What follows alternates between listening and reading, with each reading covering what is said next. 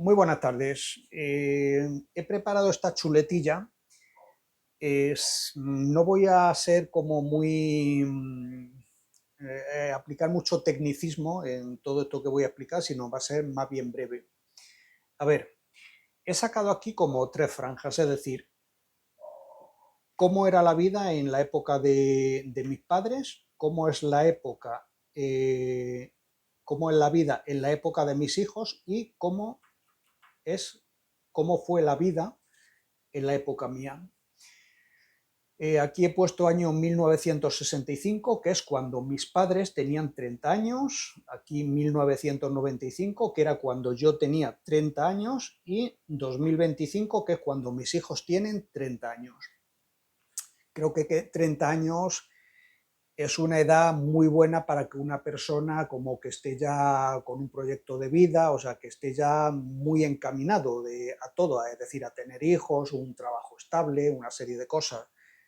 Cosa que hoy mucha gente que tiene 30 años pues dice, pues vivo con mis padres, no puedo tener un proyecto de vida con hijos, no tengo un trabajo estable, no tengo nada. Bueno, eso de no tengo nada os lo voy a explicar luego cuando lleguemos aquí. Personas con 30 años.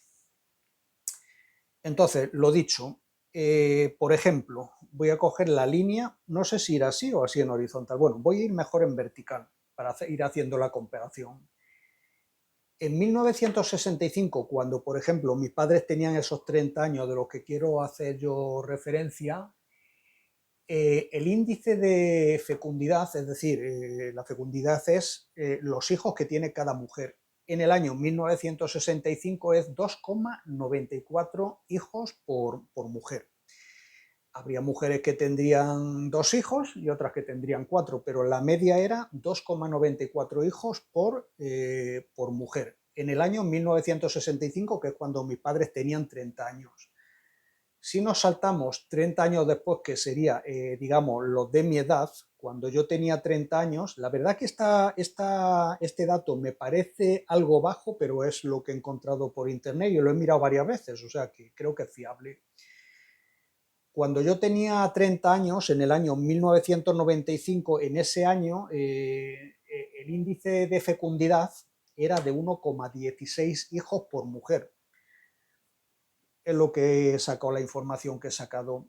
Y en el año 2025, cuando mis hijos tienen 30 años, ese índice ha bajado, bueno, 1,10, una leve bajada, pero vamos, yo esto de 1,10 lo achaco principalmente a muchísimas mujeres que han venido extranjeras fuera de España, que son las que principalmente han tenido más hijos, porque si este dato existiera solamente de las mujeres españolas que hoy tienen 30 años, yo diría que no saldría ni a medio hijo por mujer. Pero bueno, 1,10, eso es la información que he encontrado, que creo que es correcta. Me han parecido extrañas las dos, esta me ha parecido bastante normal porque yo me acuerdo de cuando yo era niño, pues con los amigos y demás, pues que eran familias de 3 hijos, 4, 2, o sea, era bastante normal los 3 hijos. Esta me parece algo baja, pero es lo que he encontrado, 1,16 hijos, que es lo que debería tener las personas de mi edad, que yo creo que es algo baja, pero es lo que hay. Nos vamos, por ejemplo, al tema, voy a mirar la cámara porque antes ha parado de grabar y no me ha hecho ninguna gracia después de toda la retaila que no había grabado. Hemos hablado de la fecundidad de estas 3 generaciones.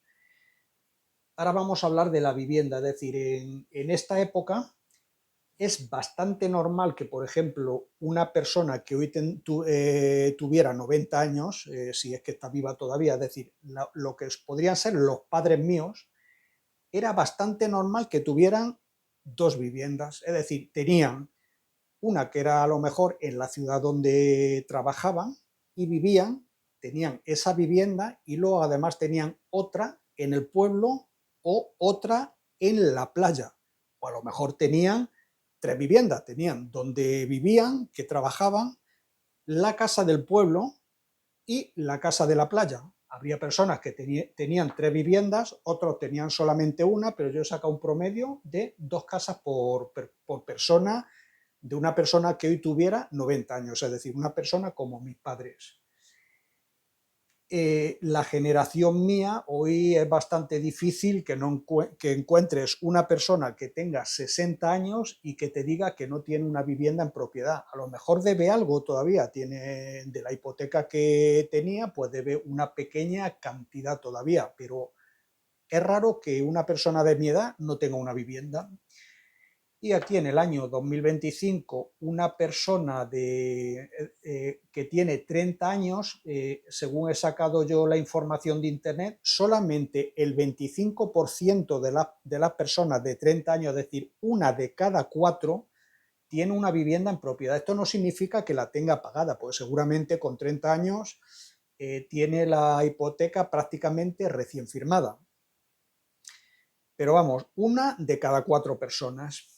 Vale, nos vamos a la deuda pública. Esto es un poco rollo y quiero pasar rápido por ello. O sea, esto de los hijos y las viviendas que se tenían anteriormente, este es importante. Esto es la deuda pública, que es un poco la deuda que los políticos nos han buscado al pueblo. Es decir, lo dice la palabra muy claramente, deuda pública. No he encontrado del año 1965, la época franquista, no he encontrado cuál era la cantidad de euros, bueno, pues serían pesetas por aquel entonces, pero para haberlo traducido al euros, a ponerlo ahí. Pero tenemos este dato, que lo voy a explicar ahora, que es muy interesante. En 1995 la deuda pública de España era de 283.000 millones de euros, se dice pronto, pero es que la de fecha de hoy se ha multiplicado por 6 con respecto a esta y es de 1,7 billones. No sé si todos sabéis lo que es un billón. Un billón es 1.000.000 de millones. Esta cifra tiene 13 dígitos, o sea, esto no cabe en cualquier calculadora. Bueno, pues esta es la deuda pública a fecha de hoy, 1,7 billones de euros, es decir, se ha multiplicado por 6. Si decimos, ¿y eso es mucho o es poco dinero? Pues os lo voy a explicar, no muy bien explicado, pero de forma más o menos que a lo mejor lo podéis entender. Es el porcentaje con respecto al PIB, al Producto Interior Bruto. Esto es así como si yo digo a vosotros, un alquiler de 1.000 euros es mucho dinero, y entonces nos dice una persona que hoy gana el salario mínimo interprofesional, que no lo gana todo el mundo, de 1.184 euros, dice, pues sí, me parece muy caro 1.000 euros alquiler, porque tengo que destinar prácticamente todo, vamos, me sobraría para pagar la luz, pero ya no me sobra ni para comer, ni para que coman mis hijos, ni para el coche, ni para la gasolina, ni para las vacaciones, ni para nada. Es decir, tengo que destinar prácticamente la totalidad del salario mínimo interprofesional para pagar ese alquiler de 1.000 euros más la luz y el agua y esas cosas de comunidad que ya superarían los 1.184. Entonces sería como decir que, vamos, eso es inviable, es decir, no puede ser. Que necesitas todo lo que ganas para pagar solamente una parte de lo que necesitas para vivir, el alquiler de la vivienda, el 100% necesitaría. Pues este porcentaje que yo he sacado aquí es, digamos, la deuda pública con respecto al Producto Interior Bruto. El Producto Interior Bruto, mal explicado, insisto, es como si fuera el sueldo de España, es decir, el dinero que mueve España en un año entero.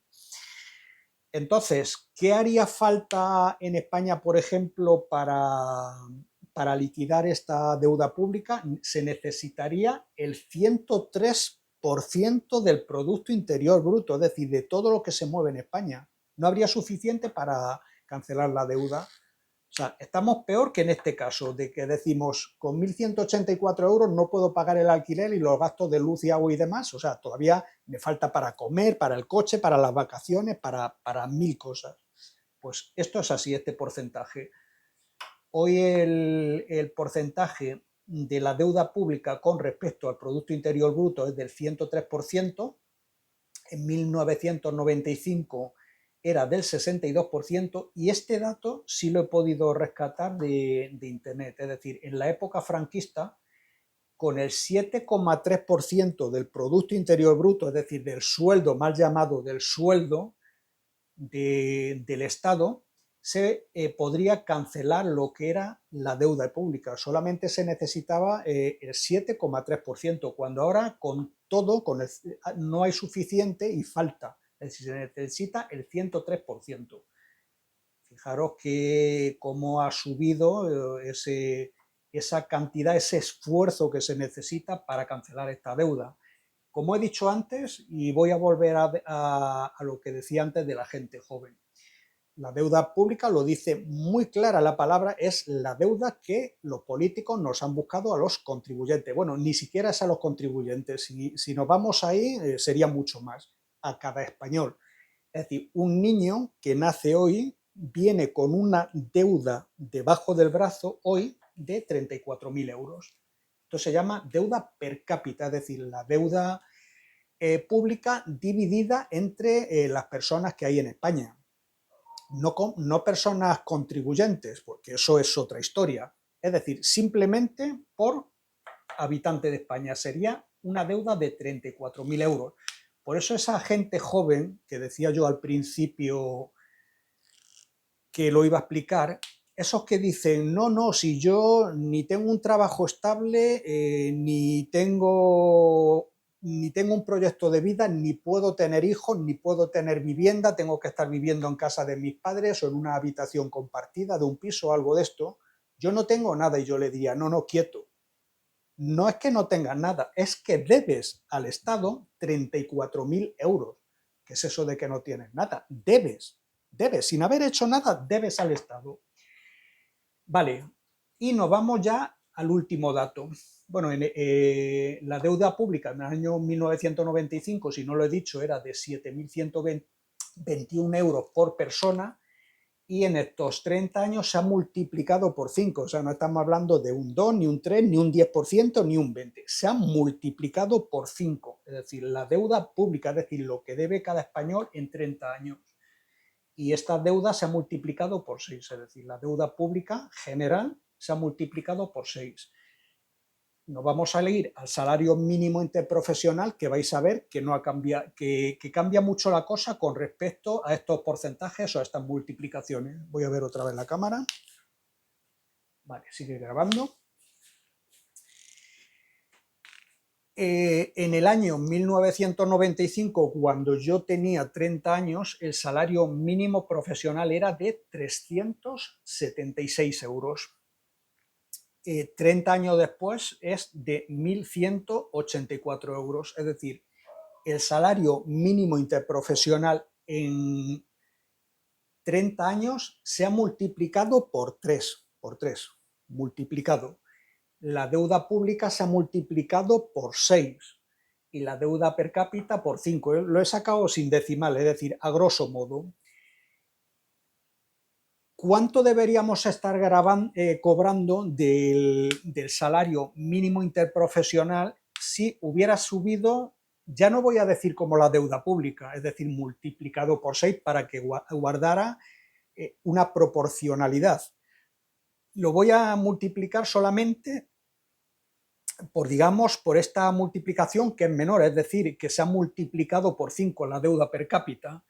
Si el salario mínimo interprofesional se hubiera multiplicado por 5, he cogido la cantidad pequeña, o sea, ni siquiera la grande. El salario, lo tengo aquí anotado, el salario mínimo interprofesional hoy debería ser de 1.880 euros. O sea, que veis que la deuda pública sí ha subido mucho. El salario mínimo interprofesional no ha subido de la misma manera, no ha sido proporcional, y como hemos bajado también de calidad de vida, tanto de poder tener menos hijos como peor acceso a la vivienda o no poder tener acceso a estar en casa de los padres o estar en un piso compartido, muchas veces son personas hasta privilegiadas y todo.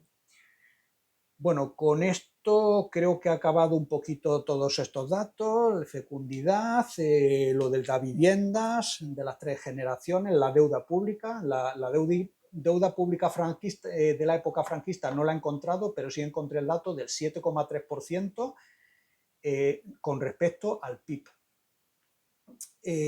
Deuda per cápita, de lo que debe cada español al Estado a fecha de hoy y hace 30 años. Y bueno, aquí tengo un dato, por ejemplo, de que el otro día cuando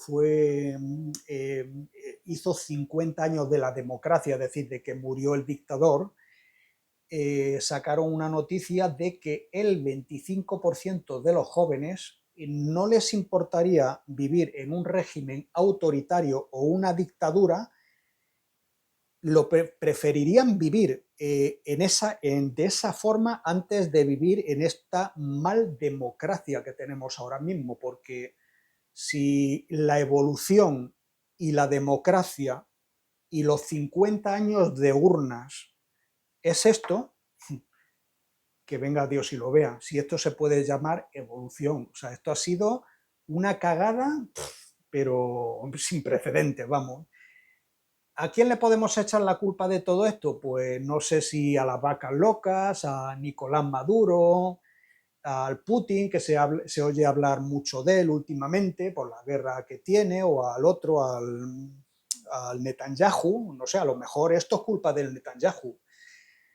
Yo diría que no. Yo diría que esto, por supuesto, por supuestísimo, como responsables, a lo mejor subsidiarios, somos los que hemos votado, lo que hemos hecho, hemos permitido llegar aquí. Y eso los subsidiarios, pero que somos los que se comen el marrón.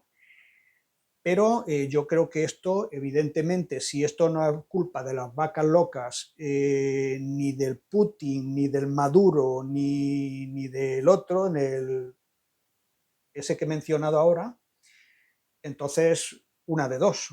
O es culpa nuestra, de los contribuyentes, o es culpa de, vamos, los contribuyentes, los que votamos, o es culpa de los políticos. No sé, vosotros qué pensáis, porque esto no se puede decir que sea, no, esto es porque la bruja Lola lo ha querido así, o sea, esto no, esto tiene que tener una explicación, esto no puede pasar pues como lo que pasa hoy en día, que nadie es responsable, a mí alguien me tendría que explicar esto para que yo, mi pobre mente, pudiera entenderlo. O sea, es como si yo en mi fábrica, por ejemplo, digo que hace 10 años producía, por decir algo, 10 ventanas por día, y hoy, con la evolución de las máquinas que tenemos y en general todas las mejoras, toda la evolución que ha habido, en vez de producir 10 ventanas al día, digo que hago 3.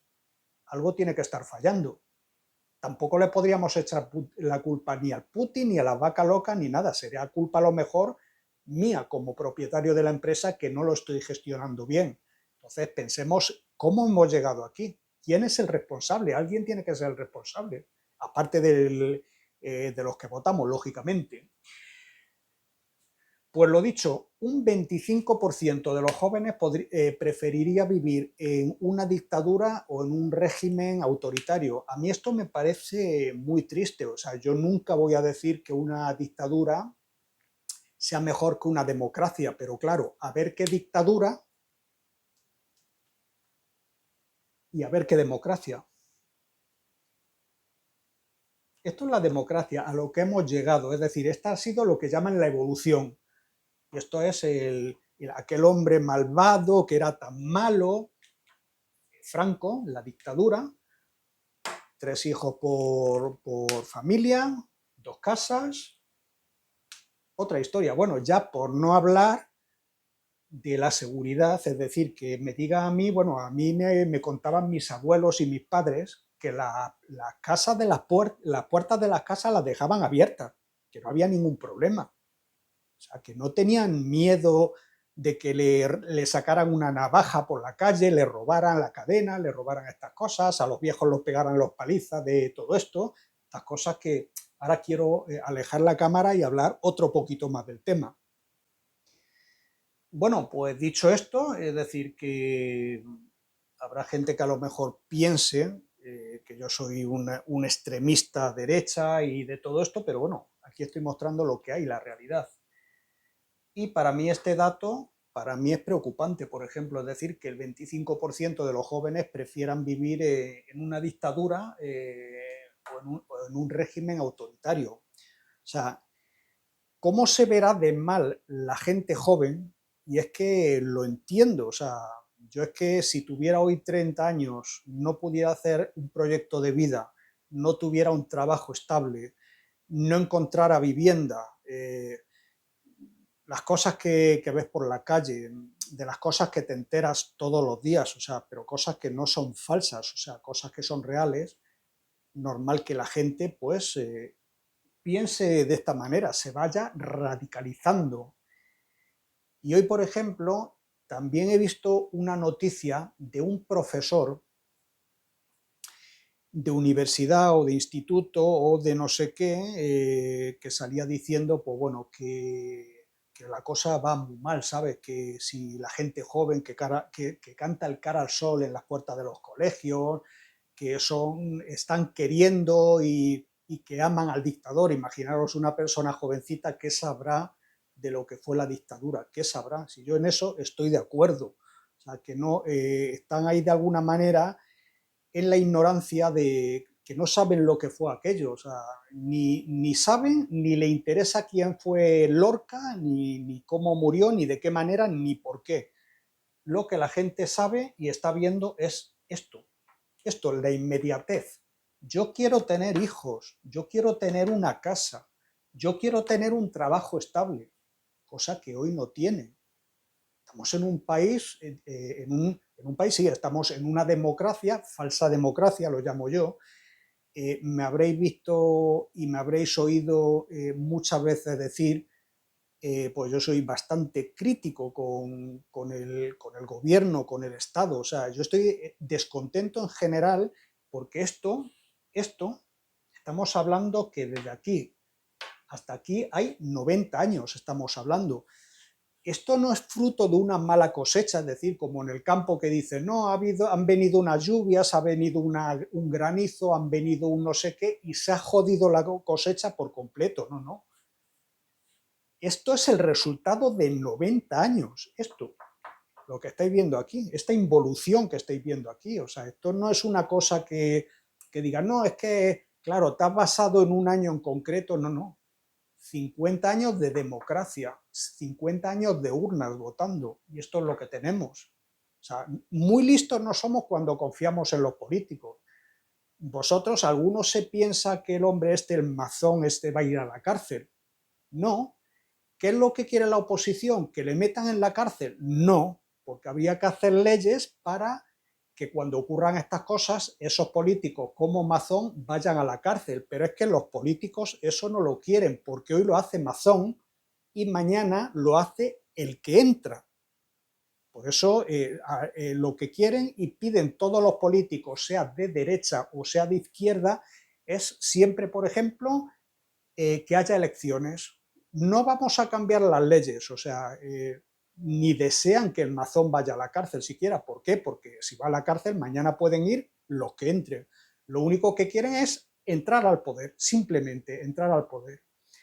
Y eso es donde caemos todos, es decir, que nos creemos que si este va a arreglar las cosas, este no va a solucionar el problema, pero aquí tenéis la solución de 50 años de democracia y de urnas.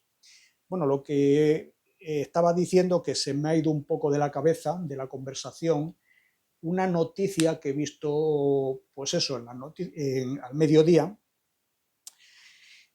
de un profesor muy preocupado, que si la gente joven canta el cara al sol, que si aman a Franco, que si todo esto. Y bueno, ya os he explicado por qué a lo mejor pueden amar a Franco, porque no quieren vivir así, quieren vivir así, con una garantía, una tranquilidad también. Y bueno, me parece mal que, por ejemplo, ese profesor de universidad o de instituto, de lo que sea, diga esas palabras. Porque, hombre, que yo entiendo que un político te diga cómo tienes que pensar, porque es su trabajo. Tú tienes que pensar lo que yo te diga. Eso es lo que los políticos... si la cosa está así bien, tú tienes que pensar que tiene que ser así, porque yo te lo digo. Tienes que pensar lo que yo te diga. Tenemos la mente follada, vamos como borreguitos, antes se decía más la palabra de como en manada, o no sé si era manada o era otra palabra, no me acuerdo, sí, pero algo parecido en manada, es decir, que somos como borreguitos, o sea, así no, nos quieren llevar y así nos llevan. Y que quiera un político decirte cómo tienes que pensar, pues me parece hasta normal. Pero es que me salga un profesor al que se le supone cierta inteligencia, un profesor de universidad o de educación primaria, me da igual, y que diga cómo tienes que pensar o cómo no tienes que pensar, eso me parece, vamos, eso es el culo. O sea, estamos hablando, no es que la dictadura franquista te decían ese es el camino, y que me venga un profesor de universidad o de instituto o de educación general básica, me da lo mismo, y que te diga cómo tienes que pensar y cómo no tienes que pensar, pues como que no me parece bien que un profesor te diga eso. No sé para quién trabaja ese profesor. No sé si ese profesor es de derecha o de izquierda. Parece más bien de izquierda cuando está defendiendo pues, ese tipo de cosas, que te dice que no, que tú no tienes que pensar así, que tienes que pensar de esta otra manera, como nos están diciendo.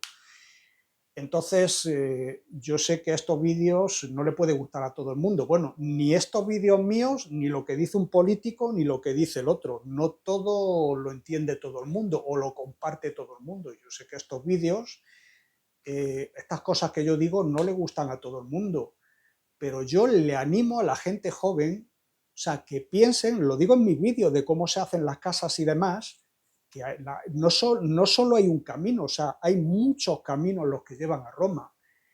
Y la gente joven se está dando cuenta de que o sea, tienen más inteligencia una persona joven a veces que una persona que ya tiene 60 años. Una persona joven sabe que esto no es bueno, sabe que no se están haciendo las cosas bien, y se manifiestan. Y se manifiestan, yo diría, demasiado pacíficos. O sea, para mí, yo entiendo que según está el país, según está España, España debería estar ardiendo de norte a sur y de este a oeste. O sea, debería estar, pero vamos, el pueblo todo el día en la calle manifestando, debería de estar, pero de forma pacífica y no pacífica. O sea, es que con manifestaciones pacíficas solamente vamos a llegar a esto que tengo detrás. O sea, no, yo no sé si es que ya a nuestros padres, es decir, a nosotros, a esta generación, a la mía, le da igual lo que le ocurran a nuestros hijos, pero tiene toda la pinta. O sea, un padre debe animar a su hijo a movilizarse, a decir, oye, si no tienes trabajo, si no puedes aspirar a un futuro de vida, sal a la calle y manifiéstate. O sea, no decir, no te quedes en casa, escucha a los políticos a ver qué te dicen, qué es lo que tienes que hacer. Yo no, yo a la gente joven no le voy a decir, como ese profesor, cómo y de qué manera tiene que pensar. Que piensen lo que tengan que pensar y que se manifiesten en la dirección que se tengan que manifestar, pero este no es el camino. Y con esto, bueno, y porque no me quiero meter un poquito más, de que la gente joven pues se da cuenta de cómo viven sus padres, cómo viven sus abuelos, no están de acuerdo ya de que un MENA, por ejemplo, al contribuyente, un MENA, un simple MENA, le cuesta al contribuyente 5 o 6 mil euros al mes. Al mes. Y a lo mejor sus abuelos, los abuelos de esta gente, tienen que vivir con una pensión de 800 euros. Pues a la gente joven de esas cosas se da cuenta y no las quiere. ¿Podemos decir que con esta diferencia de deuda pública multiplicada por 6 de hace 30 años, la sanidad funciona mejor? No lo sé, yo creo que no. ¿Funciona mejor la justicia? Vamos, la justicia es una puta pena. O sea, yo lo he dicho en mi vídeo muchas veces que vamos, una puta vergüenza, una puta mierda la justicia española, una puta mierda los políticos españoles. O sea, me gusta hablar que se me entienda. O sea, yo no me escondo así. No, es que... No. Una puta mierda la justicia española. O sea, yo no sé quién manda a hacer las leyes, que hoy te ocupan una casa y ya todo lo vemos normal, hoy le pegan una paliza a un viejo en Torre Pacheco y a todo el mundo le parece normal, hoy violan a una niña de 14 años unos menas y a todo el mundo le parece normal, hoy matan a una cuidadora de un mena y a todo el mundo le parece normal, porque vamos, digo normal cuando la gente no hace nada, cuando la gente no sale a la calle, pero a manifestarse, pero a lo bruto, o sea, en plan bestia. O sea, es que a mí estas cosas, la verdad es que a mí me queman la sangre. Es decir, que nosotros, esta generación mía, no se preocupe por sus hijos, que no se preocupe por sus padres. O sea, es que a lo mejor, y que esta generación de hoy de 30 años tampoco se preocupe por los padres. O sea, estamos como muy perdidos. Una inmigración ilegal descontrolada. O sea, es que por eso digo que España no hay por dónde cogerla. Esto es, pues, no sé, para mí horroroso, desde luego. Pero bueno, no me quiero calentar más, corto el vídeo y seguiremos con otro.